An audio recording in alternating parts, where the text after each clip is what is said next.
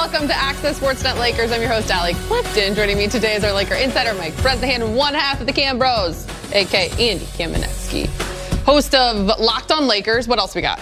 Locked on Lakers, appearances here. Appearances here. Stuff like that. Yeah, I heard you guys have like 75 jobs. I thought you had more stuff. I was like counting up. Some of these jobs that we have aren't necessarily stuff you'd promote here. Oh, there's the professional. I don't think anybody wants to hear about like the freelance writing that I do. So. All of it. You pitch stuff to like movie theaters, right? Movie houses. That's kind of what you do. Movie theaters, like what, the popcorn production studios. Like movie theaters, production studios, same. Here we go. Off to a great start. Great to see you, as always. The Lakers snapped their two-game losing streak with a thrilling win over the Hornets on Monday night. They didn't make it easy, however. But the purple and gold, they got it done in overtime. Russell Westbrook matched a triple-double. AD scored 32 points, and Carmelo Anthony scored in 29 points off the bench. We're trying to remove the result. You know, each day we come in tomorrow and remove whether we won or lost, and find ways that we need to improve and reinforce ways things that we're doing well. And situations like tonight, while we're figuring each other out and learning each other, sometimes there's going to be some nights where you win ugly. And it would have been nice to hold that lead and win this one easy, but. This league's tough. Every team that comes in here is a good team and giving us their best shot. And, sometimes you're going to have to win ugly, and we'll take it. There's such an energy behind Melo in this building for the reasons you were just mentioning. It feels like every shot is a momentum play with him. Does it feel that palpable in the game? And why, plenty of guys can make a three or make a few threes. Why is it that when he knocks one down, it feels like it galvanizes your group so much? Our crowd is amazing with him. And they're keeping him out of the starting lineup because the energy we get when he checks in is something that I don't want to mess with, and obviously there's the temptation to slide AD to the 5, but I like where we're getting with him coming off the bench, and we just got to continue. I'm not sure what it is, and he's just he's a great player that I think our fans came close to acquiring a couple of times or wanted to bring to the LA Lakers, and now we have him, and man, he's playing just terrific basketball, and the fans are rewarding him.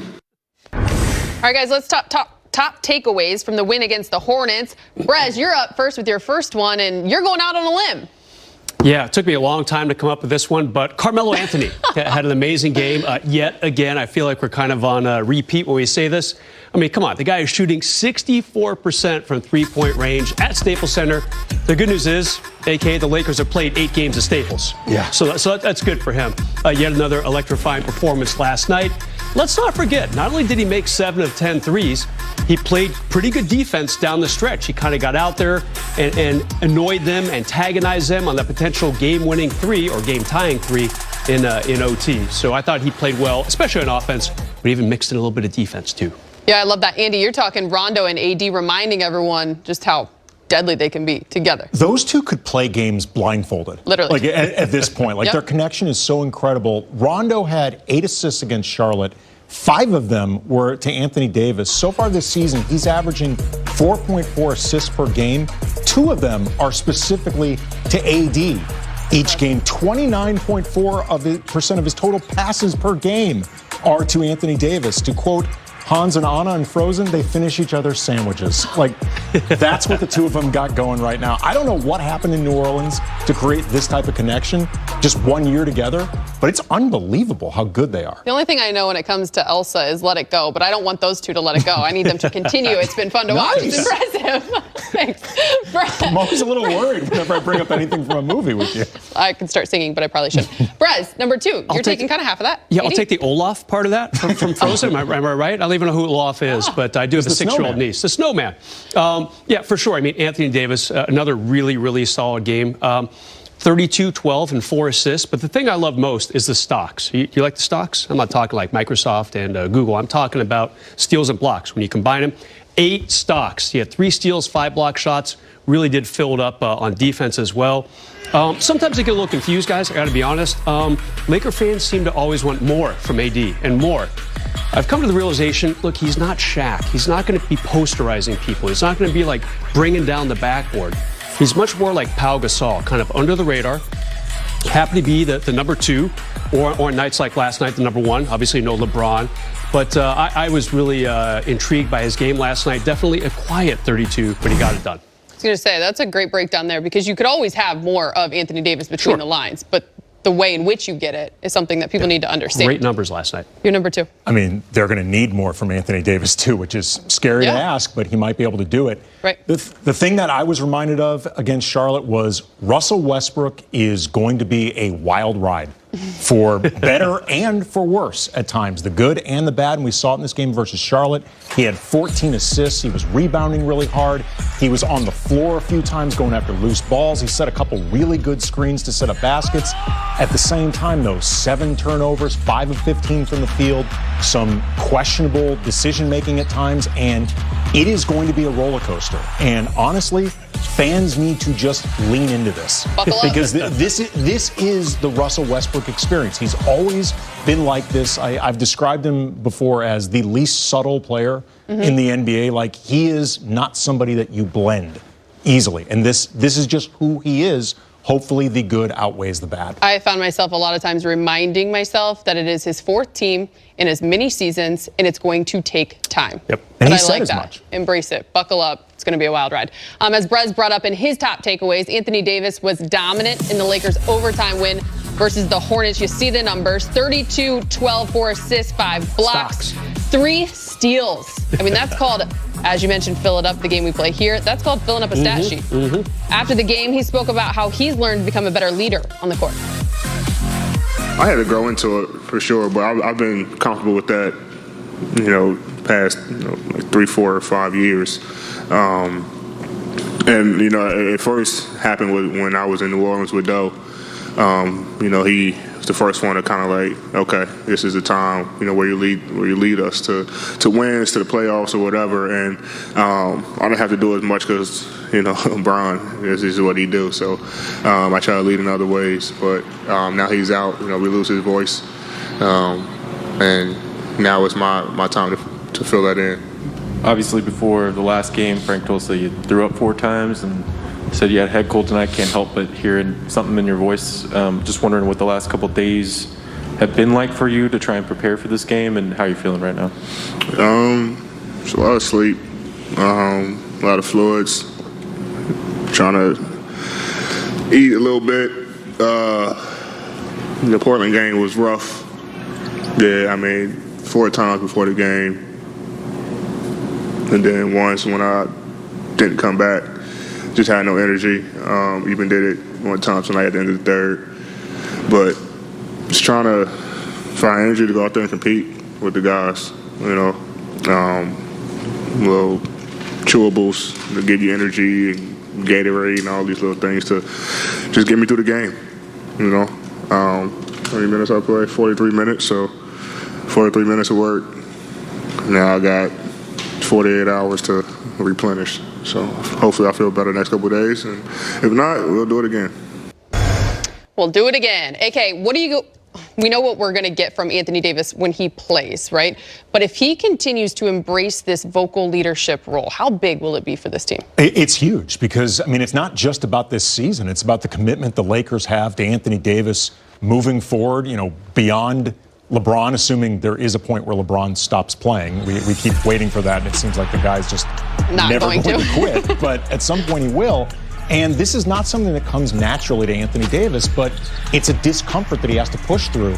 I liked, by the way, in preseason, he was the member of the Big 3 that was clearly taking it the most seriously. I think by a pretty wide margin, and I think he was using that as a marker, like in terms of just laying down a tone for the season, laying down a tone for himself, because he has said he wanted to bounce back from last year. He was not happy about it. And half of that is being available for the team. And when you think about it, he's listed as probable for tomorrow with that thumb sprain. He has made it very clear, Frank has even echoed it, that he wants to push through, especially these 50-50 injuries. Brez, how important is it that he is available, that he's present for this team as much as possible? Yeah, well, then you're down to no players who were on the team last year. If AD starts sitting out, no LeBron, no THT yet. I know we got more on that later in the show. But you need to have some sort of carryover from last season. Like, this is how we do things. This is what we do on the court. AD right now is that bridge. So he absolutely has to suit up. Be nice if I could talk. A couple things I liked last night. I definitely like Frank Vogel saying, this guy's pushing through it right now. And I really, really appreciate that. And it's just an observation. You know, when Mike Trudell was getting him on the court right after the game, AD almost had to collect himself. And he revealed that he actually got sick at the end of the third quarter. And so he really is indeed, pushing through this. It's impressive what he's doing. Has been battling it since Saturday when you're talking about the illness.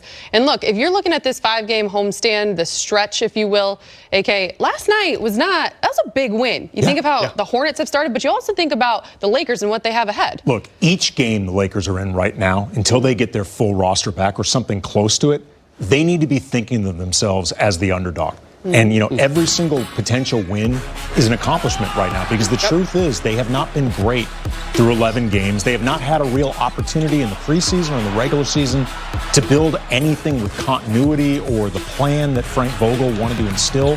So until then, they're just going to have to scrap it out. Like, they're going to have to play really hard, like they did against Charlotte. Like, to me, the most disappointing thing about the loss against Portland was they played like a team that basically decided once AD was out, what's the point of this? Right. And their body language and energy was awful. You didn't see that against Charlotte. Even if they had lost, that would have been a positive. And look, good, bad, or ugly, I think this is the time, too, for such a new team coming together where you can really form an identity and learn a lot about yourselves. Yeah, the fact this team is 6-5 right now, I mean, they're probably 3 wins behind where most people had them at this point in the schedule. A pretty simple first 10 games. Nice push in overtime last night to get that 6th win. But yeah, they definitely need to keep not just game stuff, but I was impressed by Frank Vogel having a real shoot-around before the game. They need to keep learning each other. They need to keep figuring out where are people comfortable. You're Kent Bazemore, you need to say, hey, I like shooting threes from the corner. I know you guys are new, I know we're all new, but try to find me there. If you're AD, you can say, I don't mind shooting 18-footers. I'm not going to post up a ton unless I really, really have to. And I think it's just a part of the process. Again, we're only 11 games in. Can't say that enough. The process. You may be stealing it from someone. Access continues after. Chris? The Lakers, going into Monday night's game against Charlotte, were just 5-5 through the first 10. They'd lost 2 in a row. Where do you want to begin with that game? Lakers get the win, 126-123 in OT, and a lot happened. Melo on fire, AD, Russell Westbrook, a triple-double. All kinds of stuff. A blown lead. It's so many things you can start with, but I think you start at the beginning, how DJ came out, had 10 points in that first quarter. Then you go through the game and you look at the way Reeves played defense. We're going to talk about Carmelo's hot streak, 7 for 10 from 3. We're going to talk about AD's points, but I think Reeves and Rondo, all those maybe, guys. Rondo also. Oh, yeah, and Rondo before he got ejected. All those guys came out with a lot of energy and provided a spark. And you always got to have what Shaq always called the others about a spark at times. When you have that, we're going to always be on you to do more, because that's what we have to do, because you're the star of this team. I know everybody say LeBron is the star, but for me, AD is the star of this team. When he plays well, the Lakers play well, and he has to play well each and every night, regardless of injury, sickness. If he doesn't go, the Lakers don't go. What are you looking forward to in this Heat game on Wednesday night?